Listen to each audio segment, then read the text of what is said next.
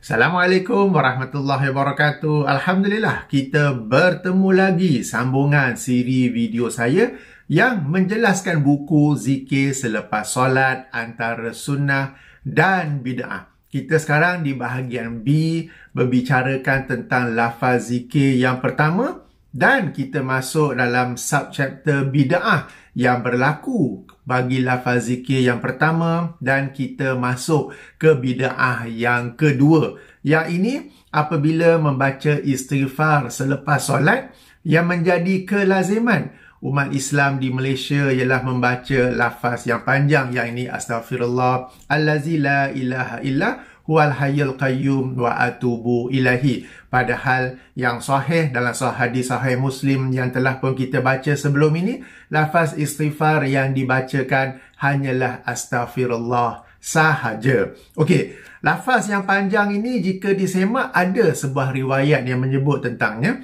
iaitu ia daripada Muaz bin Jabal radhiyallahu anhu. Lafaz ni ada dalam buku saya, di mana terdapat sebuah riwayat man qala ba'da kulli salatin, sesiapa yang berkata ataupun mengucapkan sesudah setiap solat astaghfirullah allazi la ilaha illa huwal hayyul qayyum wa atubu ilaihi sebanyak 3 kali, Allah akan menghapuskan daripadanya dosa-dosa meskipun ia dosa sebesar melarikan diri daripada medan perang.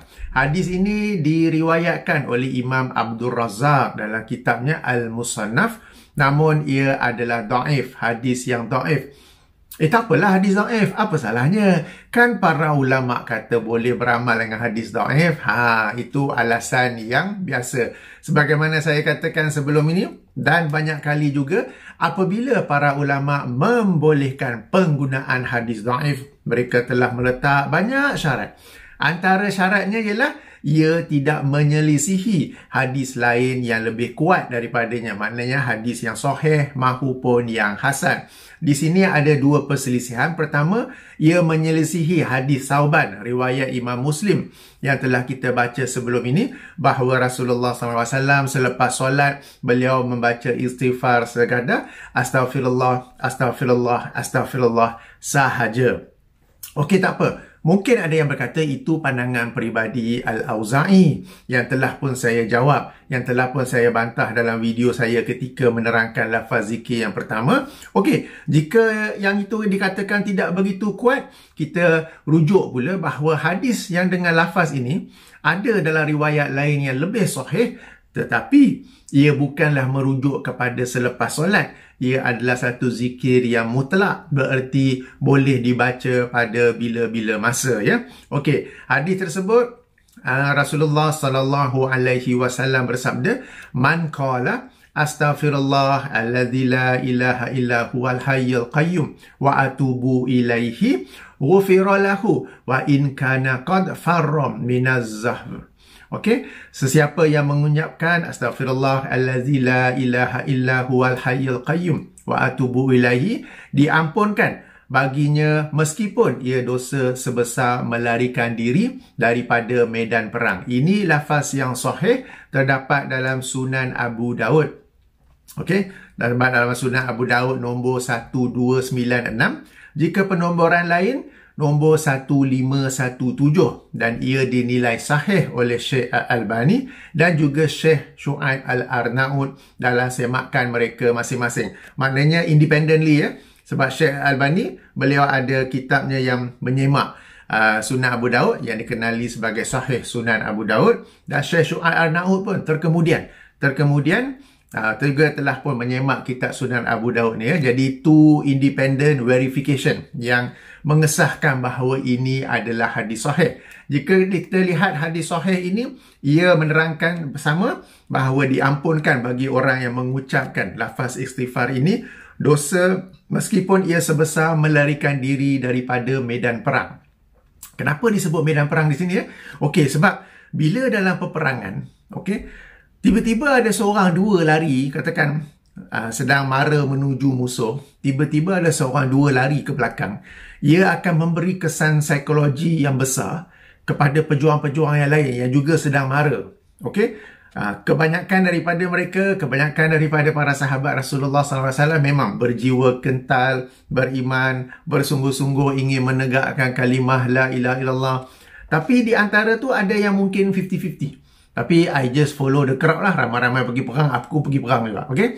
Tapi kemudian nampak seorang dua lari. Bila ada seorang dua lari patah balik, yang 50-50 tu pun macam, alamak, mana satu ni? Nak follow this crowd or nak follow that one? Jadi itu besarnya kesalahan orang yang melarikan diri daripada medan perang. Bukan saja mereka tidak berperang, tetapi mereka juga dapat memberi pengaruh psikologi yang negatif kepada para pejuang lain yang mungkin 50-50. Majoriti umat Islam, para sahabat, kita tahu mereka bersungguh-sungguh untuk berperang, menegakkan kalimah Allah, menegakkan kalimah la ilaha illallah. Tapi adalah di antara tu yang mungkin 5-10% yang 50-50. Tapi never mind, we just follow the crowd. Tapi tengok ada seorang dua lagi. Mana satu nak ikut ni? Mana satu nak ikut ni kan? Jadi itu besarnya kesalahan melarikan diri daripada medan perang. Bukan saja orang tu tak berperang, tetapi bila dia melarikan diri, dia juga memberi pengaruh psikologi yang negatif kepada orang lain yang 50-50 sehingga mereka pun mungkin ikut sama berpatah balik melarikan diri daripada medan perang, ya. Okey, jadi hadis ini nak sama dengan lafaz pertama yang saya baca tadi. Tetapi lafaz pertama yang dhaif tadi tu, permulaannya dikatakan man qala ba'da kulli salatin. Sesiapa yang mengucapkan sesudah setiap solat. Okey, ini yang dhaif. Sementara yang sahih pula ialah man qala. Sesiapa yang mengucapkan. Tak ada tambahan setelah setiap kali selesai solat. Tak ada tambahan tu. Dan yang man qala ni sahaja, inilah riwayat yang sahih. Okay? Ini yang saya katakan. Yang pertama tu dhaif, tetapi orang kata, bolehlah beramal atas dasar keutamaan beramal. Kan para ulama kata boleh. Nanti dulu. Bila para ulama kata boleh, antara syaratnya ialah ia tidak menyelisihi riwayat lain yang lebih kuat. Dan riwayat lain yang lebih kuat, yang lebih sahih dalam hal ini, ialah ia adalah satu anjuran yang bersifat mutlak. Bererti boleh dibaca pada bila-bila masa. Dengan fadilat yang sama juga, yang ini diampunkan baginya meskipun dosa sebesar melarikan diri daripada medan perang, tanpa ia diikat, tanpa ia muqayyad kepada selepas solat saja. Dan inilah yang sahih. Okey? Boleh faham ke? Okey, saya cuba sekali lagi, ya. Jadi ada dua riwayat. Satu yang dhaif, satu yang sahih. Yang dhaif ni berkata, sesiapa yang mengucapkan setelah setiap solatnya. Okey? Dan satu lagi pula, sesiapa yang mengucapkan tanpa diikat, tanpa dikaitkan dengan selepas solat. Yang ini dhaif, yang ini sahih. Mereka yang pencinta hadis dhaif ni kata, para ulama kata boleh amalkan hadis yang dhaif. Kita berkata, ya, para ulama kata boleh dengan syarat ia tidak menyelisihi hadis lain yang lebih kuat daripadanya. Dan di sini ada hadis lain yang lebih kuat yang menerangkan bahawa kita mengucapkan lafaz istighfar itu secara mutlak pada bila-bila masa, dan ia bukanlah satu lafaz yang muqayyad, bukanlah satu lafaz yang terikat kepada selepas solat. Sebab kedua-dua riwayat ini bacaan istighfarnya itu sama, Fadilat istighfar itu juga adalah sama. Yang ini diampunkan baginya meskipun ia dosa sebesar melarikan diri daripada medan perang. Okey. Jadi riwayat tu meskipun dhaif, kita tidak menggunakannya kerana ia menyelisihi hadis lain yang lebih kuat daripadanya. Okey. Seperti biasa akan ada juga yang berhujah. Apa salahnya? Bukankah ini benda baik? Kan kita membaca astaghfirullah, kemudian ada la ilaha illallah, kemudian ada huwal hayyul qayyum, kemudian ada wa tubu ilaihi. Bukankah ini lebih baik berbanding astaghfirullah sahaja? Okay kan? Bukankah ini hasanah? Mereka yang selalu beralasan macam ni, kita pernah tak dengar mereka ni berkata, syariat Islam yang asal, yang original tu pun hasanah? Pernah tak dengar mereka berkata, syariat Islam yang asal, sunnah yang Nabi SAW bawa, yang amalkan, yang ajarkan itu hasanah, itu baik? Tak pernah kan? Para pencinta bid'ah ni, saya juga selalu juga dengar kuliah mereka ke, baca buku mereka ke, saya tak pernah jumpa mereka berkata, syariat Islam yang asal ni, yang original ni, yang tulen ni, hasanah, baik. Tetapi yang mereka buat tu yang baik. Seolah-olah memberi maksud yang dibaliknya, yang syariat yang original tu teruk ke macam mana? Kan? Sebab Rasulullah SAW mengetahui apa yang baik bagi umatnya. Jika membaca lafaz yang panjang ini sesuatu yang baik, baginda sendiri yang akan menganjurkannya atau baginda sendiri yang akan mengamalkannya sendiri. Tetapi apabila baginda tidak melakukan sedemikian, tetapi sekadar astaghfirullah sahaja, bererti yang baik untuk dibaca selepas solat sebagai zikir. Selepas solat ialah astaghfirullah sahaja. Dan selepas habis kita membaca zikir-zikir selepas solat, kita ada masa lapang, kita boleh saja membaca lafaz zikir yang panjang ini. Dan di sini juga tuan-tuan dapat lihat perbezaan apakah zikir mutlak, apakah zikir muqayyad. Sebelum ni saya dah sebut beberapa kali. Mungkin ada yang tak berapa yang dapat tangkap. Okey, mutlak ialah apabila Rasulullah SAW menganjurkan sesuatu zikir tanpa ia dikaitkan dengan masa, dengan tempat atau perbuatan. Sebagai contoh, yang kita baca tentang istighfar ni kan, baginda sekadar bersabda, man qala astaghfirullah allazi la ilaha illa huwal hayyul qayyum wa atubu ilaihi. Sesiapa yang mengucapkan astaghfirullah sehingga akhir itu, diampunkan baginya dosanya meskipun sebesar melarikan diri daripada medan perang. Jadi baginda tidak mengaitkannya kepada sesuatu waktu. Sebagai contoh, baginda tidak bersabda sesiapa yang mengucapkan pada waktu pagi. Baginda tidak bersabda sesiapa yang mengucapkannya ketika bangun tidur. Baginda tidak bersabda sesiapa yang mengucapnya ketika sampai ke tempat ini misalnya. Bererti ia adalah zikir yang mutlak, boleh dibaca pada bila-bila masa. Ia tidak terikat kepada sesuatu masa atau tempat atau perbuatan. Zikir muqayyad pula bererti zikir yang terikat. Ia terikat dengan sesuatu masa, perbuatan ataupun tempat. Okey, dan ini yang kita sedang bincang sekarang ni ialah istighfar selepas solat. Okey, macam hadis yang kita telah baca sebelum ni, lafaz zikir yang pertama bahawa Rasulullah SAW selepas selesai solat, setelah memberi salam, baginda beristighfar 3 kali, kemudian membaca Allahumma antas salam wa minkas salam tabarakta zal jalali wal ikram. Okey, jadi ini yang kita kata muqayyad kerana ia terikat kepada selepas solat. Yang mutlak pula boleh dibaca pada bila-bila masa, kecuali macam kita maklum jika di dalam tandas. Jika dalam tandas itu, jika ada sesuatu zikir yang kita terlupa nak baca, yang patut dibaca, kita boleh baca, tapi baca dalam hati. Sebagai contoh, ada orang tu nak masuk tandas. Dia biasa membaca doa sebelum memasuki tandas. Tapi kali itu dah masuk baru teringat. Tak apa, dia boleh baca di dalam hatinya. Okey. Tentang lafaz istighfar yang panjang ni, sedikit pembetulan yang saya ingin sampaikan. Kebanyakan orang bila membacanya, mereka membaca astaghfirullah allazi la ilaha illa huwal hayyul qayyum wa atubu ilaihi. Padahal yang betul ialah baris atas. Astaghfirullah allazi la ilaha illa huwal hayyul qayyum wa atubu ilaihi. Baris atas ya, bukan baris depan.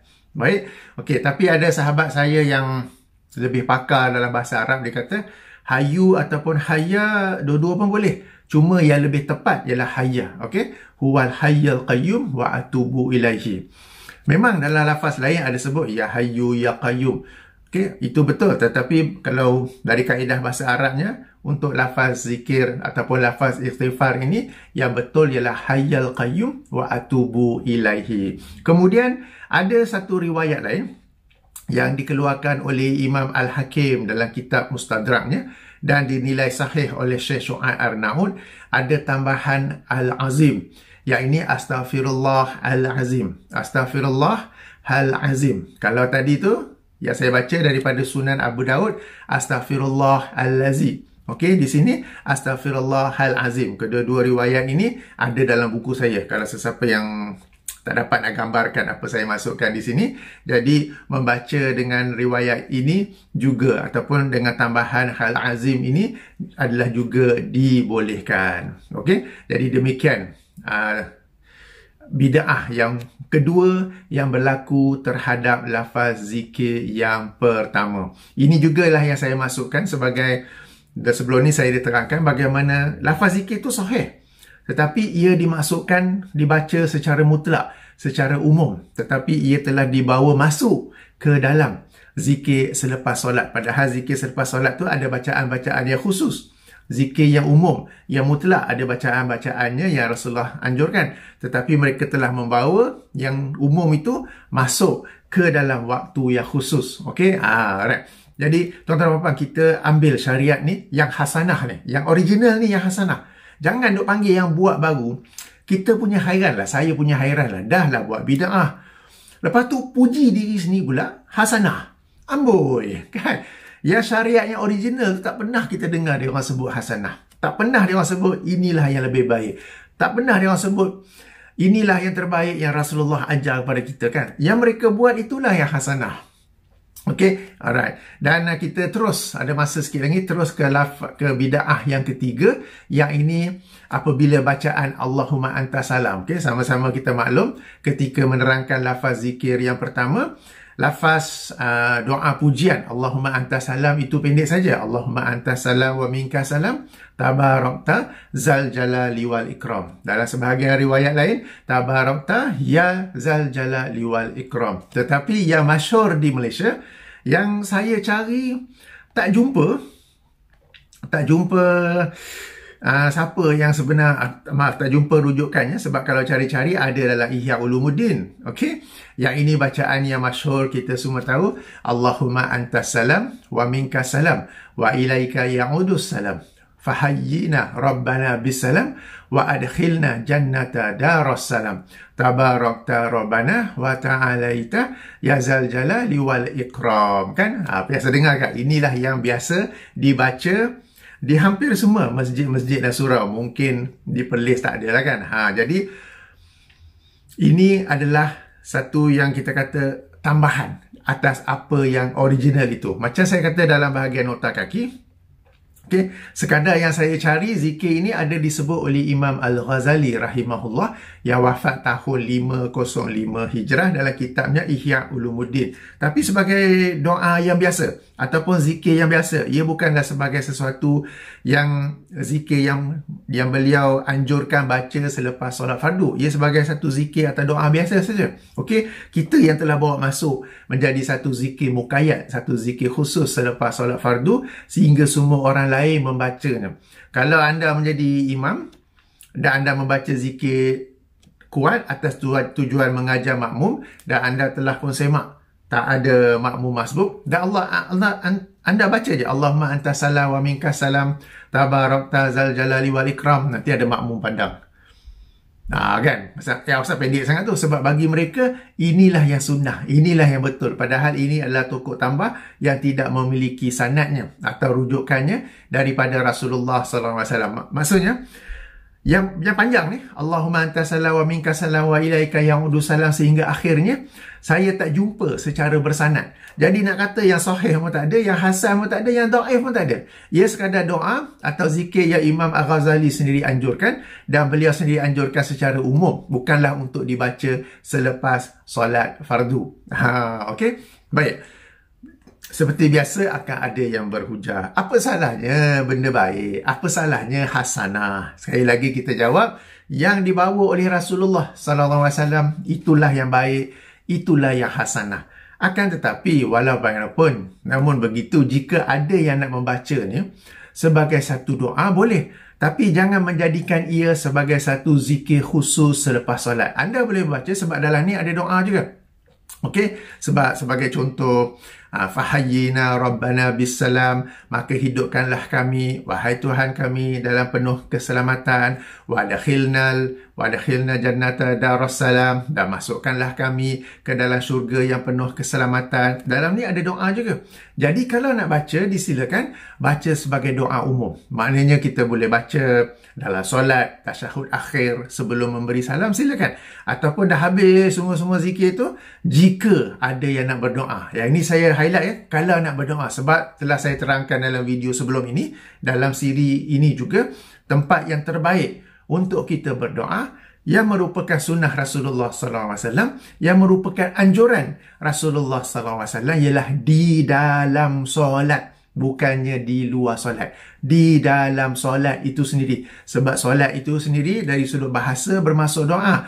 dalam solat itu sendiri kita memang ada berdoa. Surah Al-Fatihah itu pun doa. Kita duduk antara dua sujud pun itu adalah doa. Dan kita dibolehkan untuk membaca doa yang apa saja kita nak ketika sujud. Pada mana-mana sujud tanpa dibatasi kepada sujud terakhir pada rakaat terakhir. Atau ketika duduk tasyahud akhir setelah habis bacaan tasyahud sebelum memberi salam. Okey? Jadi nak baca doa ni silakan baca ketika itu. Okey? Jadi ia sesuatu yang kalau memang dah hafal, nak baca dipersilakan. Cuma jangan jadikan ia sebagai satu bacaan zikir yang khusus sebaik saja setelah memberi salam. Kerana yang sahih daripada Nabi SAW, sebaik saja setelah memberi salam ialah Allahumma antas salam wa minkas salam tabarakta ya zal jalali wal ikram. Ya tu nak tambah boleh? Tak ada pun tak apa. Sampai itu saja, itu yang sahih daripada baginda. Ayuh kita membuktikan kecintaan kita kepada Rasulullah SAW. Ayuh kita membuktikan bahawa kita benar-benar beriktikad bahawa syariat Islam yang original, itulah yang hasanah, itulah yang baik. Dengan mengamalkan apa yang sahih daripada baginda. Meskipun kita dengar suara-suara di luar sana dengan serban yang besar, dengan ada selendang, bukan pakai baju macam ni kan, berkata apa salahnya benda ni baik, apa salahnya ini adalah hasanah. No. Syariat Islam yang original itulah hasanah. Ini kalau doa tak apa, nak buat doa sendiri boleh kita baca di dalam solat, cuma jangan jadikan ia sebagai zikir yang khusus selepas solat. Okey? Baik, jadi sehingga sini 3 bid'ah yang berlaku. 3 bid'ah yang berlaku terhadap lafaz zikir yang pertama selepas solat. Apakah bid'ah-bid'ah tersebut? Yang pertama ialah setelah memberi salam terus menyapu dahi, ada yang sambung ke menyapu muka sambil membaca zikir tertentu. Yang itu berdasarkan hadis yang dhaif, ada yang berkata dhaif jiddan, ada yang berkata palsu, dan ia menyelisihi hadis lain yang lebih sahih bahawa Rasulullah SAW tidak menyapu mukanya atau dahinya selepas solat. Itu yang pertama. Yang bid'ah yang kedua pula, lafaz istighfar yang dibaca selepas solat-solat fardu ialah astaghfirullah sahaja. Okey, lafaz astaghfirullahalazzi la ilaha illa huwal hayyul qayyum wa atubu ilaihi memang ada dianjurkan dalam hadis yang sahih, tetapi ia adalah zikir yang mutlak yang kita boleh baca pada bila-bila masa di luar solat, yakni setelah habis zikir selepas solat. Dah habis zikir selepas solat, kemudian katakan anda sedang memandu balik rumah, anda sedang memandu pergi kerja lepas solat subuh, ketika itu anda nak berzikir dengan astaghfirullah yang panjang itu, dipersilakan. Cuma bagi beristighfar ini, waktu yang utama yang saya sebut berdasarkan 2 ayat Quran yang telah saya sebut sebelum ini, waktu yang utama ialah pada waktu sahur. Waktu sahur bukannya berarti waktu makan. Waktu sahur itu ialah waktu sebelum masuknya waktu subuh, lebih kurang setengah jam ataupun 1 jam sebelum masuknya waktu subuh. Dan bid'ah ketiga yang berlaku ialah bacaan Allahumma antas salam wa minkas salam wa ilaika ya'udu salam fahayyina rabbana bisalam sehingga akhir.